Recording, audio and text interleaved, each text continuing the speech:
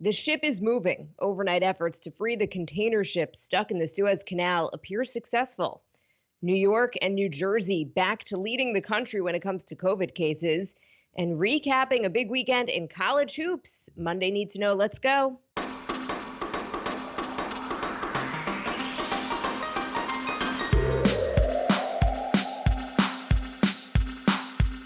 Good morning. This is Cheddar's Need to Know podcast for Monday, March 29th. I'm Jill Wagner with Carlo Versano. Hey, Carlo. Good morning.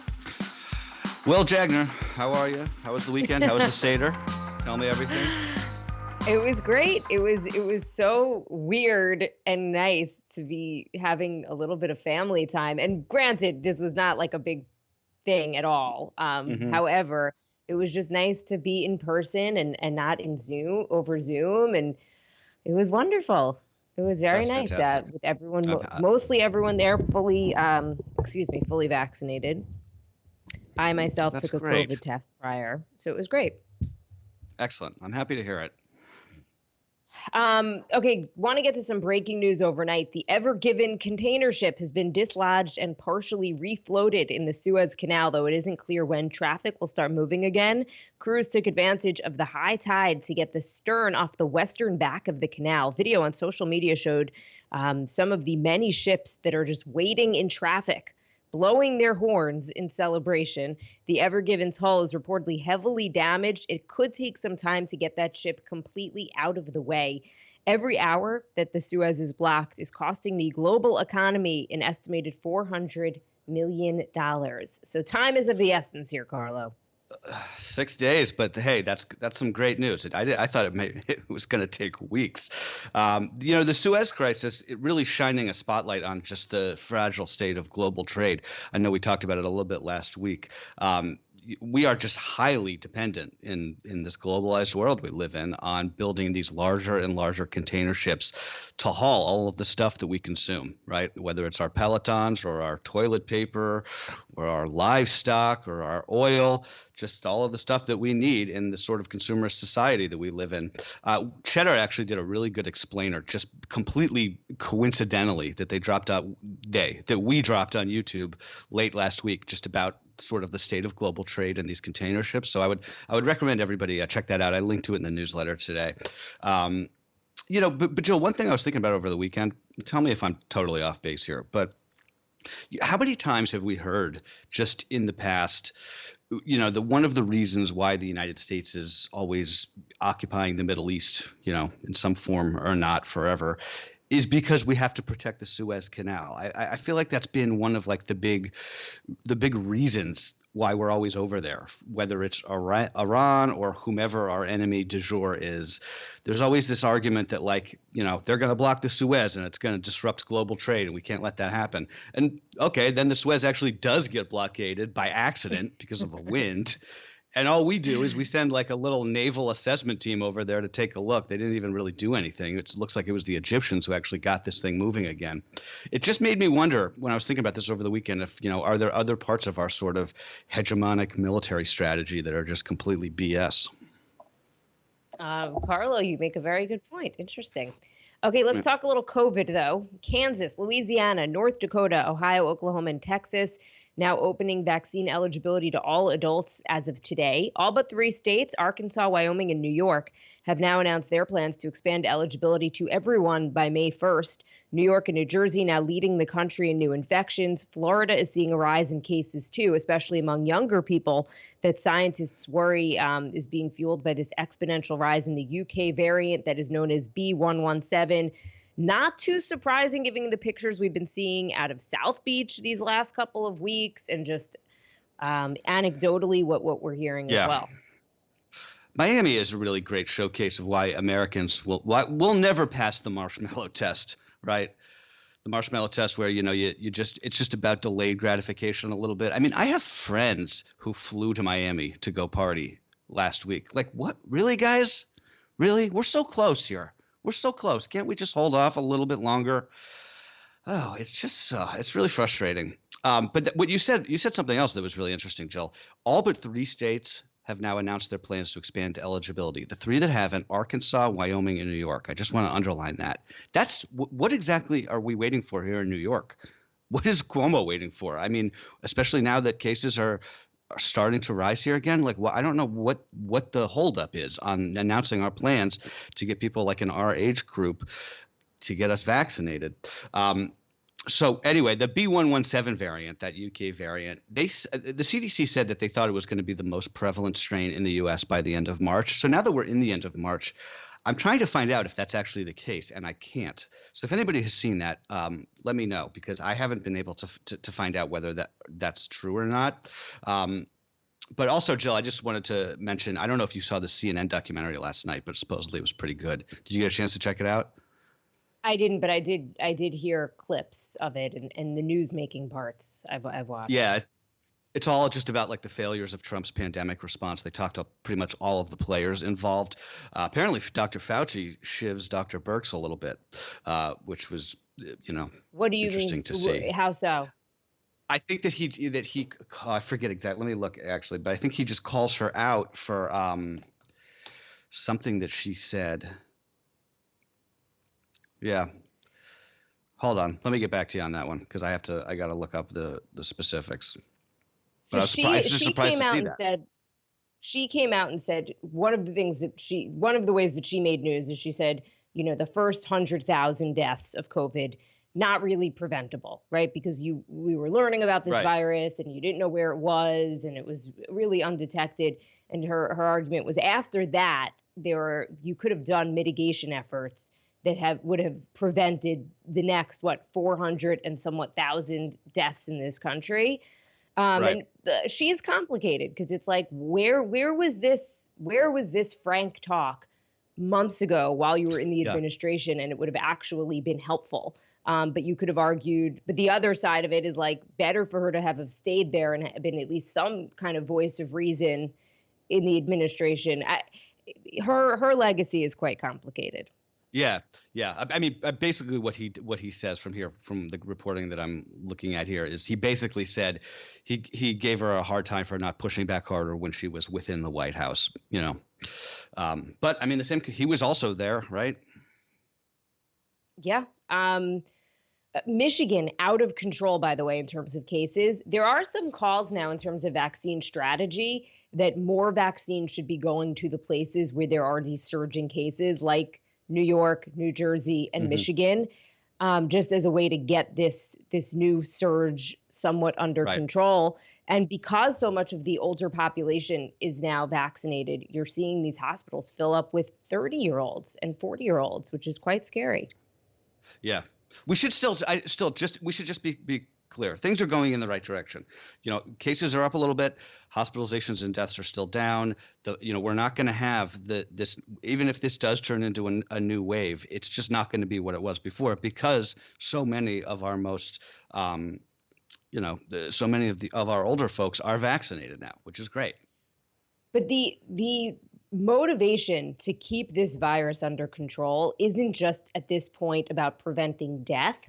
It's about stopping new variants from forming that can actually make the vaccines ineffective. So what we're seeing with Brazil right now, which we talked about last week, which is the epicenter of the world right now when it comes to COVID, is there will likely be some new variants that emerge from Brazil that are inevitably going to make their way here to the U.S. and around the world. And will the vaccines work? I don't know. I can't believe there's not a travel ban from Brazil. Is there not? Right? I mean, you have to. It's like every other state. You have to pass, or like every other country, you have to show a negative COVID test. So I mean, that's something. But given the state of the outbreak in Brazil, I mean, if I were president, I would just be like, no, we're not letting it. We're just shutting that down right now until it gets more under control. Why risk it? Switching gears, the state of emergency is in place this morning in Nashville, Tennessee, after flash floods killed at least 4 people over the weekend across the city and the region. The Cumberland River is expected to crest above the flood stage later today. The South's been enduring a particularly dangerous outbreak of early spring severe weather. Yeah, it follows multiple tornadoes that killed at least 6 people in Mississippi, Alabama, and Georgia late last week that we did not mention. Also, a tornado last night. Get this, spotted in Vermont, part of that band of severe weather thunderstorms that we got here in the tri-state area last night. That's the first March tornado in Vermont in 65 years. Pretty wild. So, they say that March goes in like a lion, out like a lamb, but it kind of seems like it's the opposite this year, right? We had like that really nice Yeah. spate of weather in the beginning of March, and now it's just been kind of crappy all over. Overseas, Myanmar suffered its deadliest day since the February 1st military coup, when police and soldiers killed at least 100 civilians, including many children, across the country on Saturday during Armed Forces Day. The military broadcast messages on TV to protesters warning that they would be shot in the back of the head if they didn't stop opposing the coup. Death toll in that country approaching 400 since the February 1st coup. That's according to independent monitoring groups. Some of these victims as young as 5 years old, hit with rubber bullets and killed. The rest of them mostly bystanders. These weren't these weren't for the most part. These haven't been like even protesters. They've just been people standing around. It's really an awful story coming out of that country. The international community condemning the violence, but there has not been much in the way of any sort of coordinated response. It's terrible what's going on there, and it unfortunately looks like it's only getting worse. This was the deadliest day. Yeah. You've got a lot of businesses as well that are just like refusing to open in protest. So it's more than just, obviously there's the number in terms of the deaths, and it's a lot of younger people who are out protesting, teenagers even. So Right. it's just kind of making the situation even more emotional. It's just such a sad story, because this is a country that was really like on the precipice of sort of a democratic awakening, as flawed as it was, and now it's just back to basically under like junta control. It sucks. It sucks. There was something that always stuck out at me. One of the reports that I was watching, it was through a translator that they gave one of the sound bites from just a regular person in that country who was like, let us experiment with democracy. It would be like cutting off a baby bird's wings right as they're learning to fly. Sure. It wasn't a perfect system, nor is the United Right. States, which has been doing it for a lot longer. It's not a perfect system. But you work on it, and you'd make them, you change laws, and you do what you got to do. And it's like they never had the chance to really to see it through. It's terrible, and I don't know what there is to do about it. On Wall Street, WeWork going public for real this time. The company announced Friday that it's merging with a blank check firm known as a SPAC, which is an increasingly popular way for companies to get a listing on the stock market without going through the trouble of the traditional IPO process. The company is valued at about $9 billion, which is down from a valuation of $47 billion just before its IPO collapsed in 2019. Last week, WeWork disclosed that it lost $3.2 billion in 2020, down from $3.5 billion the year before. Yeah, think of that in another way. WeWork loses so much money that their best year was when nothing was open, right? I mean, I think more than half of their locations were closed in 2020. That counts as a success for that company. I think the bet here, if you're WeWork, is that COVID is going to be sort of a gift in disguise if it ends up signaling this move to flexible workspace arrangements, right? If you're a company like Cheddar, and maybe you say, look, if not everyone's going to come into the office 5 days a week, then maybe we don't need to be signing a permanent lease in a big New York skyscraper. Maybe we'll just give everybody a hot desk at a WeWork. I'm not saying that's what we're going to be doing, but I bet you a lot of people are going to be doing that, and I think that's probably going to be WeWork's saving grace. By the way, there's a Hulu doc on sort of the fall of that company that comes out this weekend. I watched the trailer last night. It looks really good. And our friend of the pod, who's not really a friend of the pod, Scott Galloway, is prominently featured in that trailer, just talking about kind of what a scam WeWork is.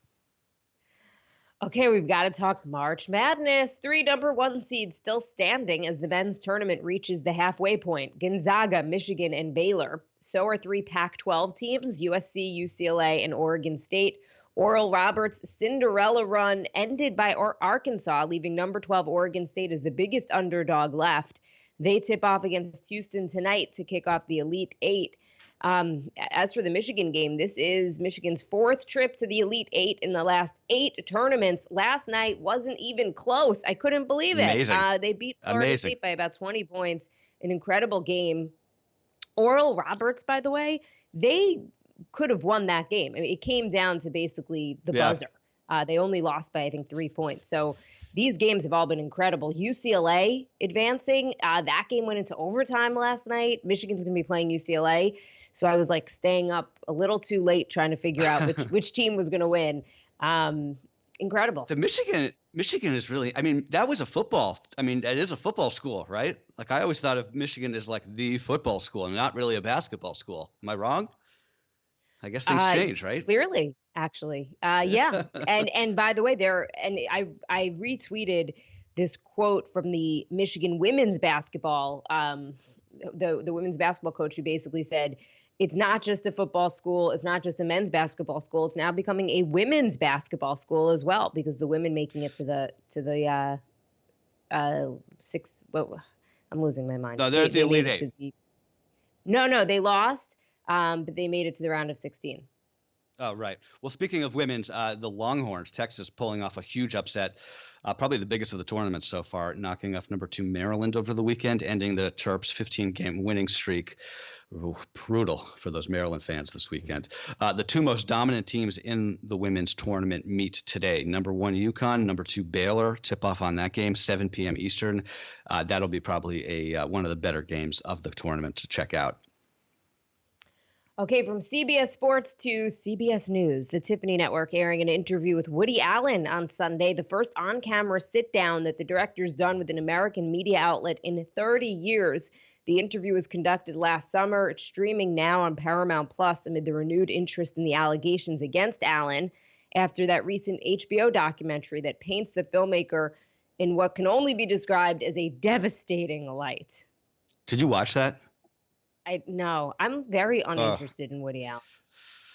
Yeah, I don't blame you. It's not an enjoyable watch by any stretch of the imagination. It's really hard to watch actually, but it's a very good documentary. But in this interview that CBS just aired, Allen says that he believes Dylan Farrow believes that she is telling the truth, that he sexually assaulted her when she was a child, but he still maintains his innocence. He's basically like, I don't think she's lying. I think that she's been coached to believe this. But the centerpiece of that documentary is this video that Mia Farrow took of Dylan Farrow when she was 7 years old, just after she was allegedly assaulted by Allen. And that's the thing that makes the documentary so powerful. It's just inconceivable to watch this video and think that this 7-year-old girl would be lying. I mean, it's so obvious that she's not, to me at least. But you got to note that Woody Allen was not charged with assault in 2 separate investigations into that case at the time. Maybe I will watch it. Actually, I mean, I do. Yeah. Okay. You gotta have a heavy a stomach for it. I'll put it that way. I find it hard to watch. I find it all so troubling that it's like hard for me to even start. Before we go though, Carlo, tell us about Trelana Bartkowiak. So Trelana Bartkowiak, she went by Lana. She was one of the victims of the Boulder shooting last week. She was the manager of a local clothing store in Boulder called Oomba, sort of like a yoga festival wear kind of store. It was launched by her sister. She moved out there to help her run it.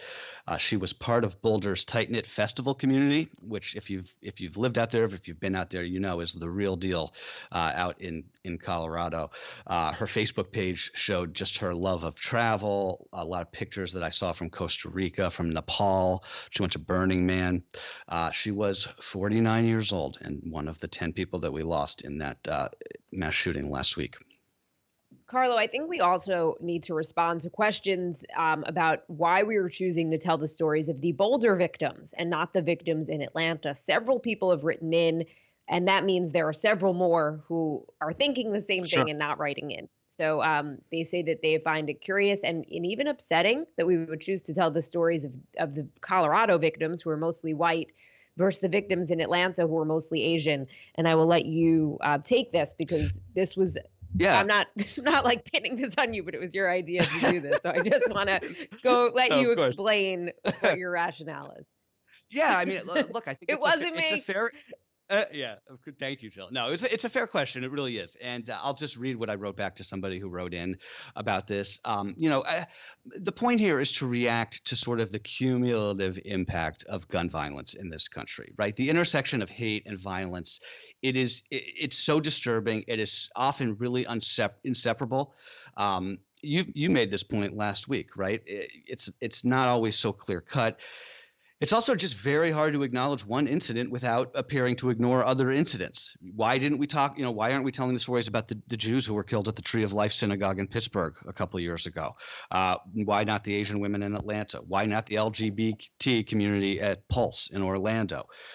Why not the 5 people who were shot and killed in Chicago last weekend? Or, by the way, who are all black? Why not the 2 people who were killed in Virginia Beach this weekend? That's the thing about gun violence, right? Its impact transcends race or identity. I mean, the Boulder victims were all white. The Atlanta victims were mostly Asian. It's actually the black community that suffers from the gun violence epidemic more than anyone. All of them are victims of our country's failure to do anything about this public health epidemic. I think that's the point, rather than who's getting remembered versus who isn't. We have a problem. The problem is gun violence. The problem is one of our political parties is fanatically absolutist about the Second Amendment. So I just think that's the important thing to remember. So I want to thank everyone who wrote in, because it's just thoughtful, and thank you for caring enough to say something. And it got me thinking, because admittedly, Carlo, when you first announced that this was something you wanted to do, it did not occur to me. And I think that it's about context. So I went back to the podcast when you first said you would be doing this, and it was in the context, as you just said, of this frustration that you had about the lack of a change in gun laws. So you said nothing's going to change on gun laws because the people who should care don't. There's no political will. So to that end, every day for the next 10 days, I'm going to end each podcast collecting the reporting that we have on each of these victims. It's at least something. And you can't argue with that, right? The problem, though, as many listeners have pointed out, is why the Colorado victims and not the Atlanta victims. But so I was thinking about it. And to that end, and this is a real question, why not the victims? Are we going to do this for the victims of the next mass shooting? Or how about the victims of the 5 mass shootings that happened in between the Atlanta shooting and the Colorado shooting? Yes, there actually were 5 mass shootings. Yeah. By the definition of a mass shooting, which is usually a shooting that results in 4 or more casualties, either dead or wounded, excluding the shooter. So in between Atlanta and Colorado, there was a mass shooting in Stockton, California, in Oregon, in Houston, in Dallas, and Philadelphia. And those are the ones that don't get any attention at all. Yeah, I was going to say, forget commemorating the victims. We don't even cover it. Most of the press doesn't even cover it, except for probably local press on the ground. And I don't exclude us from this. So why is that? Are the victims any less important? And it's a funny thing, what makes a good news story? Like, why is one story something that we're going to cover versus a very similar situation that we don't cover? Are any of these victims more significant, right? We know more about George Floyd than we do about other Black men who have died in police custody, right? I mean, it's just a fact. And is he any more important because we had video of his death? Not to those other victims' families, not to those people who their moms and dads and kids and brothers. So it's complicated. There's no real good answer here. And it's a fault of the media, but it's also, I don't really know what to say. I think that the intention here was the right one. I see where people are coming from, but it's like a kind of a no-win situation. So I don't know, Carlo. No, I think you said it well, and we can leave it there. But I just, we could turn this podcast into a podcast that memorializes the victims of gun violence in America, and it would be 20 minutes every day. That's what what the podcast would be, because that is how huge of a problem it is in this country. And you're right, the mass shootings get all the attention because for a number of reasons, but there's shootings that will happen today that will not make any news because it was a domestic disturbance in which some guy killed his girlfriend. I mean, did you see the story this weekend out of North Carolina? There was a road rage incident. A woman, a mother of 6, shot in the passenger seat of her car because the person she was driving with merged and cut somebody off, and the guy got so pissed that he shot her dead in the car. Would that have happened if that guy wasn't carrying a gun with him? No. Ugh. Okay, we're gonna just leave it there.